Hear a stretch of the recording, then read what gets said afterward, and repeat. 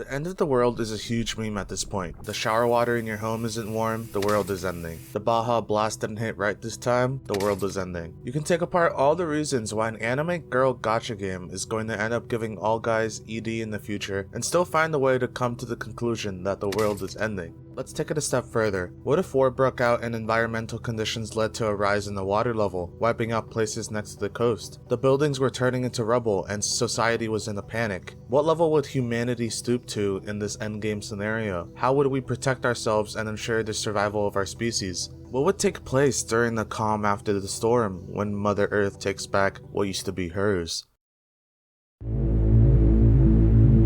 You get the manga Touring After the Apocalypse, a story about two girls taking a ride on their motorcycle to explore what's left of Japan after civilization has ceased to exist. It's a post-apocalyptic setting where every area that used to be populated is a hotspot for irregular occurrences. Let me say one thing about this manga, it is surprising. I thought it was going to be a sort of simple, cute, end-of-the-world slice of life, when in reality, it caught me off guard with all of its uniqueness when it comes to imagining what point the world would have been in during an end-of-the-world timeline. Let's take it from the beginning. You see the girls riding on their motorcycle. Yoko is a very lively, very cheerful girl who is the adventurous type, and her friend, Airi, a younger but more serious girl who seems to be accompanying Yoko on her adventure. They're playing a little game, but afterwards, you're hit with a very scenic manga panel. There's wildlife flying by and standing on the sides of a grassy road. Windmills and power lines overgrown with vegetation are dotted across the mountainside, and an airplane that's been laid to rest in the valley between the mountain range. This is an interesting spectacle, not as outlandish as something like Megaton from Fallout 3, but it's intriguing. You continue reading the manga, and there's lots more about this time period that you won't be able to understand. Pigeons are perched on the tables of a restaurant. Boars have inhabited the corners of this building, but what shocks me the most is that on the 18th page of the first volume, we discovered there's a tank out in the back. This is far from what we're used to. When you look at Last of Us, you can clearly imagine why everything is the way that it is. You can come to terms with the fact that there are broken down military structures everywhere. Firstly, because it's the fucking US, but secondly, because there's exposition. You get to see the backstory of all other apocalyptic worlds, but in this manga, you're thrown into the aftermath. There's no explanation for how things ended up the way that they are, but don't worry, the story hasn't proven to be shallow as far as I can tell. There are moments, like in dreams and through other pieces of information picked up on the journey, about what daily life was like and what events led to this broken apart world. It's this mystery embroidered with chaos that kept me reading. I love the world that authors can create, and with something that's grounded as close as can be to real life, while still holding a distinction that sets it apart from normal slice of life, I feel that this world holds balance with what's acceptable and what's ridiculous. To keep going, there's mutated animals that have risen in this time, but they're not horrid Lovecraftian creatures that come from the depths of hell. There's advanced technology regarding weaponry, and introduced early into the first volume, Airi is some sort of robot. That's as much as I can gather from what's given, and she has combat and safety features as precautions for the dangerous excursion these girls are undertaking. The mystery and the chaos coincide with each other. While you're thinking about how action-packed this slice of life is, you're hit with a wave of interest in how the world became this way. The journey is a different take on slice of life. They're going through their adventure to essentially figure out what the daily life of people used to be like. Yoko, our perceived to be very human protagonist, is in the same boat as us. She's the one who wants to explore the world. Everything seems fascinating to her. It's like our lives are like some sort of manga to her, like her life is a manga itself. This is because she's never got to experience the world before it went to shit. It's like she has FOMO, but without all the anxiety that comes with it, so I guess it's just excitement at that point. Her excitement for our daily lives got me thinking. I'm writing this during New Year's Eve, and it is currently 8:30 p.m. It makes me feel cool thinking that one day the traditions that we cherish every year may not be something that is celebrated in the future. You could make a time capsule filled with memorabilia, and someone 100 years later might be confused as to what the contents are. That aside, this manga makes you just appreciate life. I'm grateful for the days that go by and absolutely nothing of note happens. I don't envy people who take airplane rides to different parts of the world every single week. I don't dislike the fact that I live in a routine. It's comfortable that way.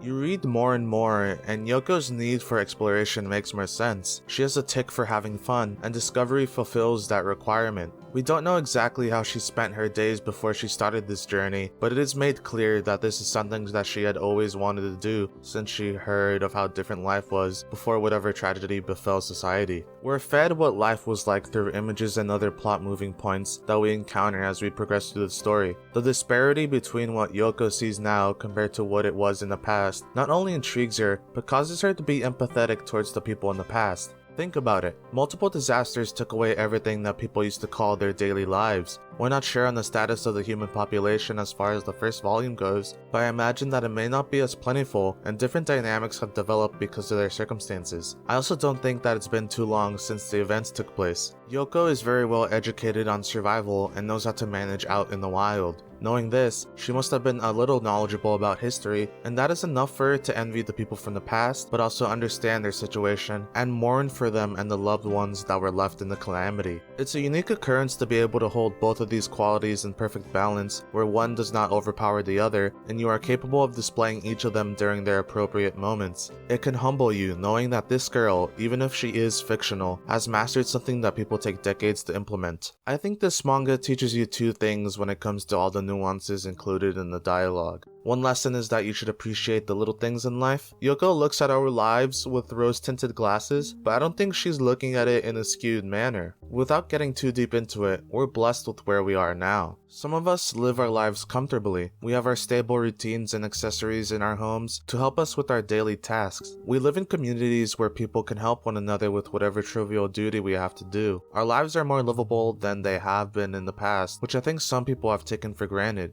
Take a look at how Yoko lives her life. She rides around on her motorcycle all day. Irie and her have to scavenge for their own food. They have to be careful about where they walk because one step could be their last. There is no ease and comfort in living in an environment that is fraught with danger. If we were to treat this as the real world, it would be even more unforgiving than the world we live in now. If other people are causing our problems, we can talk it out and negotiate. But in this scenario, the natural world is the obstacle that the girls face, and while some people might excel in an environment like that, I assure you that a lot of today's generation might not be up to the task. So, I think we need to appreciate all of the little things that make our current situations bearable. The second thing that this manga teaches us is to live in the moment and have the most fun we can. Now, give me a second. I know I sound like a fortune-telling guru who might scam you out of your money for some funny beads, but let me cook. This sort of compounds off of the first lesson in a way. While Yoko lives her life in this unfamiliar, dangerous world, she is still one of the most optimistic, carefree people I've ever seen in the story. It's not that she isn't careful though, but just that she is enjoying the moment for what it is, even if it is mysterious and the unknown. I think if everyone approached their day-to-day with the mindset of living in the moment, and compounding with the first lesson, enjoying the little things that come and go, then life would be much more enjoyable. It might seem like something dumb, but I think the human mind can manage and perform more substantial things for your life than you think.